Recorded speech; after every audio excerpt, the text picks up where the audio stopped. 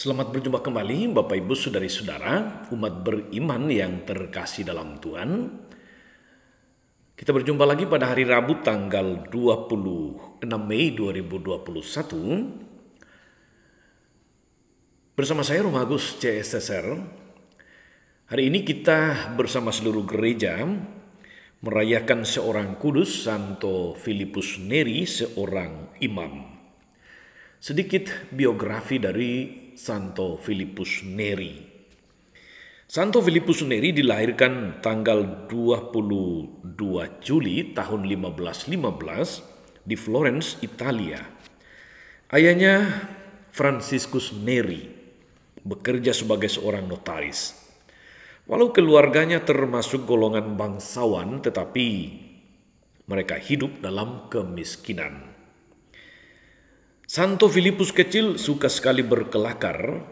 Bagi teman-temannya, sentuhan tangan Filipus atau bahkan kehadirannya saja sudah cukup untuk menyembuhkan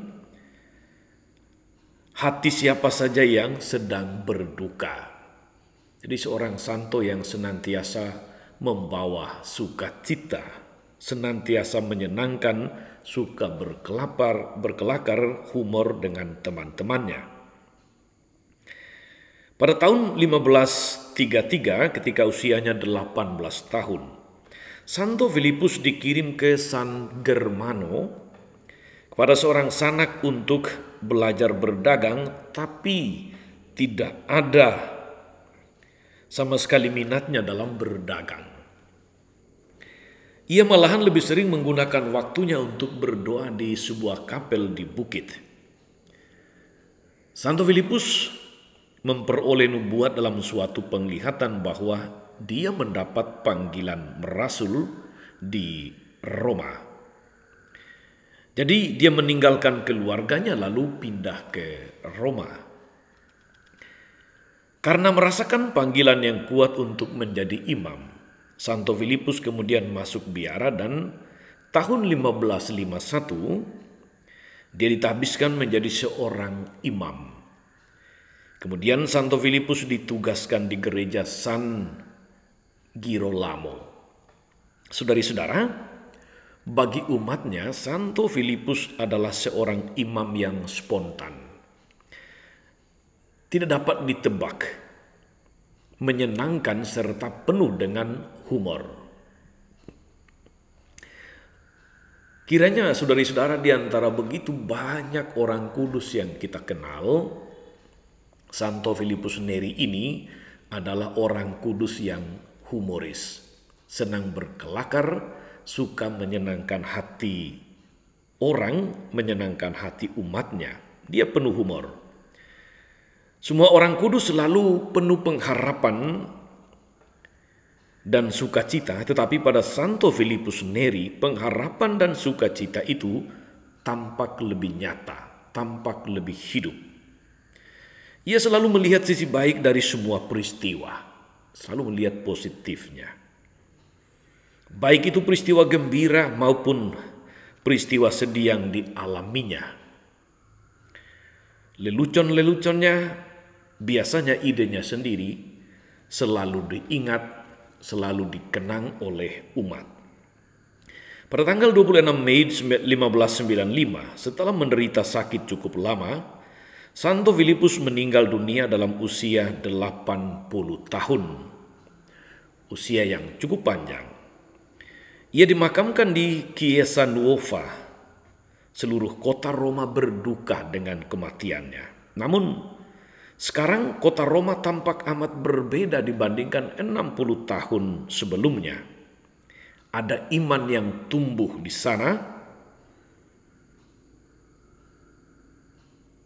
dan kota tersebut segera menyebar iman akan Kristus dan mempengaruhi umat Katolik seluruh dunia. Sebagai ungkapan syukur, lalu Paus kemudian menyatakan Santo Filipus Neri sebagai rasul kota Roma yang kedua sesudah Santo Petrus. Ini sedikit biografi dari Santo Filipus Neri, seorang imam yang humoris, imam yang suka bercanda berkelakar. Kita akan merenungkan hari ini saudari-saudara Injil Markus bab 10 ayat 32 sampai 45. Dalam nama Bapa dan Putra dan Roh Kudus. Amin.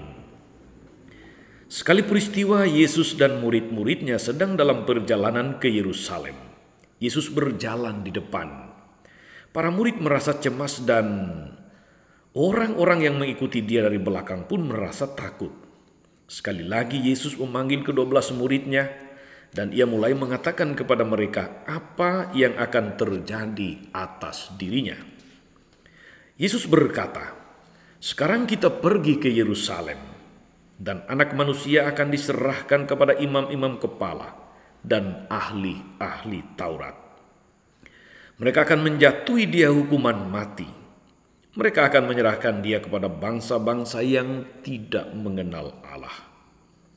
Ia akan diolok-olok, diludahi, disesah, dan dibunuh.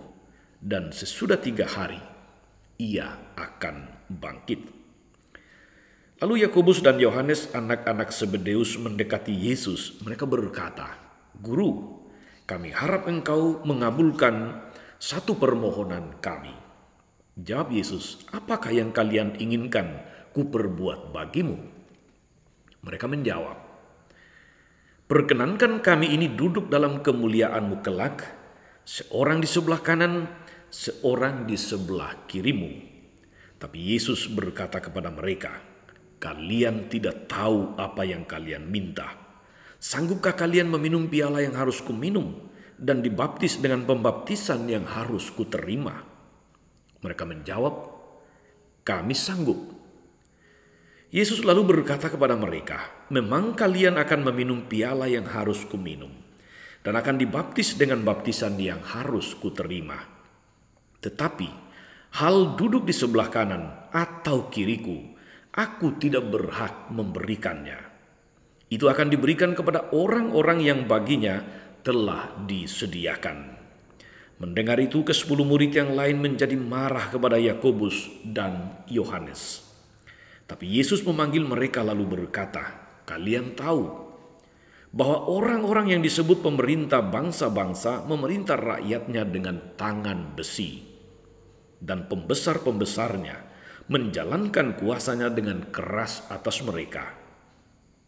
Tapi janganlah demikian di antara kalian.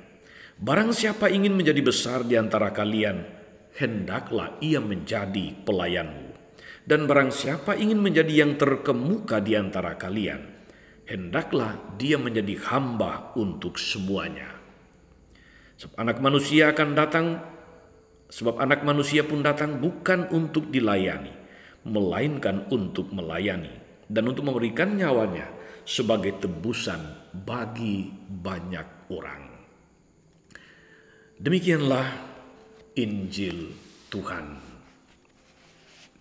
Bapak Ibu, saudari-saudara, umat beriman yang terkasih dalam Tuhan kita Yesus Kristus. Sekali lagi, setelah Injil kemarin Petrus bertanya kepada Yesus, "Kami sudah meninggalkan segala sesuatu. Apa yang kami peroleh? Apa yang kami dapat?" Hari ini ada juga di antara murid-murid yang masih tergoda untuk mencari keuntungan dari mengikuti Yesus. Kali ini giliran Yakobus dan Yohanes, anak-anak Zebedeus, yang minta kemuliaan dan kedudukan yang terhormat di samping kiri dan kanan Yesus. Mendengar permintaan ini, saudari-saudara, Yesus menyadarkan mereka bahwa hal duduk di samping kiri atau kanannya berarti siap mengalami penderitaan sebagaimana ia alami. Bukan duduk di singgasana seperti yang mereka bayangkan dengan kuasa, dengan kehormatan, dengan segala macam fasilitas yang menyertainya. Bukan itu. Soal duduk di tempat kehormatan dalam kerajaan surga itu, Yesus mengatakan bahwa Allah sendiri yang menentukannya, bukan dia. Dan Yesus mengingatkan para murid Memang mereka harus meminum cawan yang diminum Yesus. Artinya mereka harus atau bahkan harus siap sedia mengalami penderitaan sebagaimana Yesus sendiri telah melalui jalan penderitaan itu. Yesus sendiri tidak menolak jalan salib itu. Saudari-saudara, umat beriman terkasih, para pendengar setia Mutiara Pagi dimanapun Anda berada.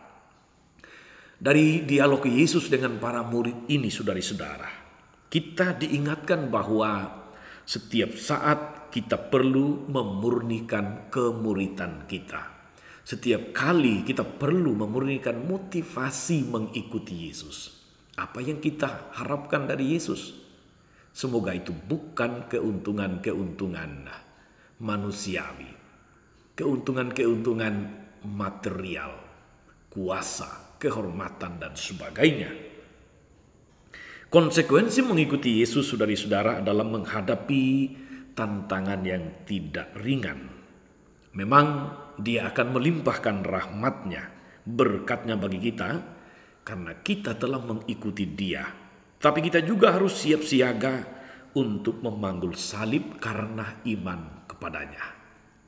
Saudari-saudara, pada kesempatan yang sama ini Yesus juga mengingatkan kita semua bahwa letak kemuliaan seorang Kristiani bukan pada status, bukan pada kedudukan, tetapi pada pelayanan yang tulus, seperti seorang pelayan, bahkan seorang hamba.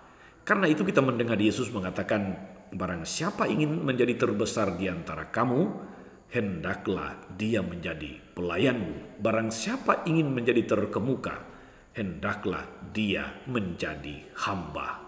Menjadi hamba, menjadi pelayan, tentu bukan hal yang diharapkan oleh setiap orang. Tetapi di hadapan Yesus, saudara-saudari, siapakah kita ini? Kita adalah pelayannya. Kita adalah hamba-hamba Tuhan yang hanya perlu melakukan kehendak Tuhan. Soal nanti apakah kita mendapat kehormatan, kita harus percaya itu. Tetapi jangan mengharapkan kemuliaan duniawi ketika Anda mengikuti Yesus. Bahkan seringkali kita harus siap memikul salib. Yesus sudah jauh-jauh hari mengingatkan ini. Moga-moga saudari-saudara, kita diteguhkan untuk apapun status kita, apapun pekerjaan, aktivitas kita, panggilan kita, mari kita melakukan yang terbaik. Saya pernah mendengar dan membaca sebuah kalimat yang bagus ini. Memang penting, memang baik menjadi orang penting, tetapi lebih penting menjadi orang baik. Kiranya ada relevansinya, ada kaitannya dengan penegasan Yesus tadi, bahwa memiliki kehormatan, kuasa itu baik, tetapi menjadi pelayan, menjadi hamba jauh lebih baik. Itulah yang ditekankan untuk kita. Mari saudara-saudari, kita laksanakan segala tugas, aktivitas, karya dan pelayanan kita, apapun dimanapun itu, sebagai kesempatan untuk melayani Tuhan dalam diri sesama. Kita kerjakan sebaik-baiknya dan kita serahkan kepada Tuhan hasilnya.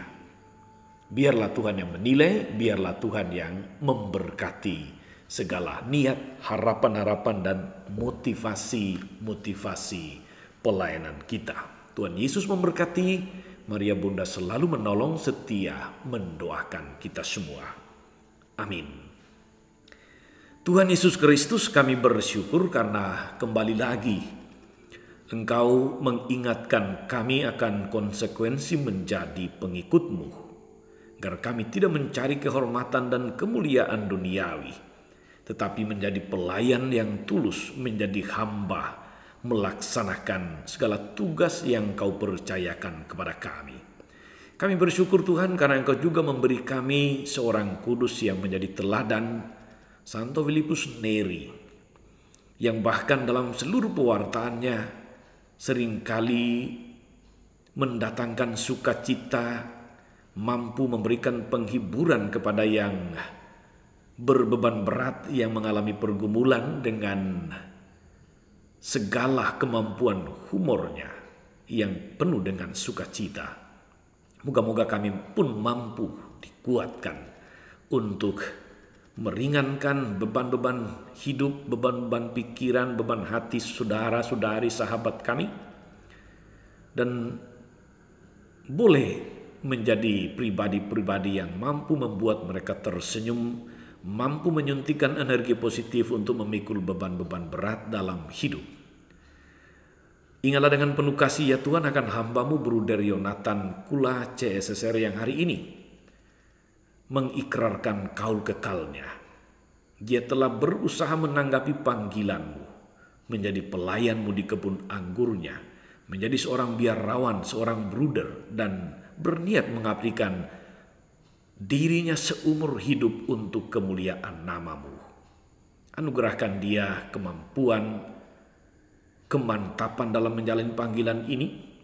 Biarlah Engkau sendiri yang senantiasa menguatkan, memberkati niat baiknya untuk mengikuti-Mu dan memberkati seluruh perjalanan hidupnya.